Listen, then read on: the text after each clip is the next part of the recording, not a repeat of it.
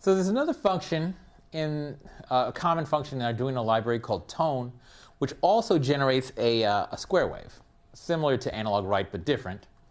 This function tone can generate a square wave with an arbitrary frequency. Now this is different than analog write because analog write has a fixed frequency. If you remember, analog write generates a signal, a square wave that's 490 hertz. But tone can change the frequency. And so it can be used for different purposes. Now, tone cannot change the duty cycle, right? With analog write, you specify the duty cycle. Tone has a fixed 50% duty cycle, but tone can change the frequency. So it can be used to make a tone, to make a sound, okay? To drive a speaker or a buzzer or something like that, you can use tone. Now, tone takes either 2 or 3 arguments. The first argument is a pin number, the pin that you want to generate the tone on, that you want to send this square wave to. The second argument is a frequency in hertz that you want for the signal. So whatever frequency you want, you just send that as a second argument. And then the third argument, which is optional, is the duration in milliseconds. So how long do you want that tone to play? That could be your third argument. If you don't have a third argument, it'll just play until you call another function called no tone, which will kill it. Now, we don't want to get to too much digital signal processing and sound and all that, but to say a little bit, we're sending a square wave to make a sound. So tone generates a square wave, right? It has to make a square wave because this is a digital component. It's only zeros and ones. So the wave has to be a square wave. But a square wave generally sounds bad. So when you take a square wave, send it to a speaker, it's going to sound bad. Reason why is because the square wave has lots of basically, it has sharp edges in it. Okay, so you've got 0, and then suddenly it's 1, and basically instantaneously, it's going from 0 to 1.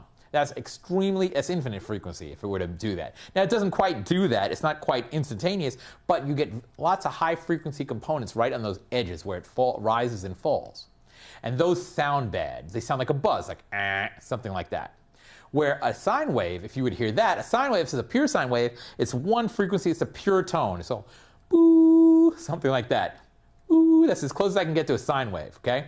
A square wave is more, it might be the same frequency, but it sounds like a buzz. It has annoying high frequency components. But that is the best we can do because our Arduino is digital and it's just going to generate square waves. So with digital output, square wave is the best we can do, although sine wave would sound much nicer. And if you really want to do this, if you really want to make music with an Arduino and make it sound pleasing, you would use a shield. We'll talk about that in the next course. Use a shield which has a sine wave generator. Okay, but right now we're talking about square waves. Okay, now for the speaker, we're going to use a piezo element as a buzzer. These are very simple sound-making devices. They look like that. You should have one like this in your kit. And here's its symbol. It's got 2 terminals, right? It's got 2 which are connected to signal and ground. So one side is connected to ground. The other side is connected to the signal, the, say, square wave, for instance, right? And it produces a click, essentially a click, when the rising edge is applied. Or a sound, some kind of sound which we'll call a click when the rising edge is applied. So if you have it clicking at a particular frequency, you can change the tone that's generated. Even though it's still a buzz, you can change the frequency of the tone overall. So driving with a square wave produces some kind of pitch, whatever pitch you want to make.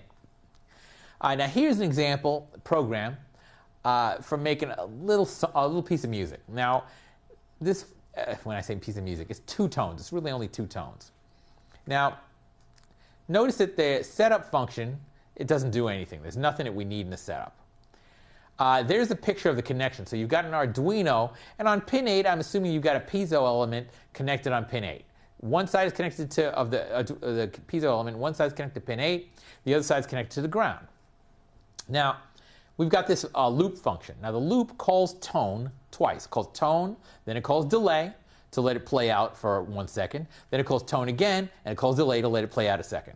So this whole loop, all it does is play 2 tones. And since this is in a loop, you would hear these 2 tones over and over and over again. And each tone is 1 second long, because notice my delay is 1 second. And when I make the call to tone, I say tone 8, which is our pin, 988, which is the frequency, 988 hertz, 1000. And then I have a delay 1000, I wait 1000, then the tone cuts off. Then I say tone 8, 1047, 1000, and delay another 1000. So this is just going to play 2 tones 1 second, 1 second at a time, 1 second each tone. Now, it happens at 988 hertz and 1047 hertz. Those are a B and a C on a scale. So it'll just play a B and then a C over and over and over.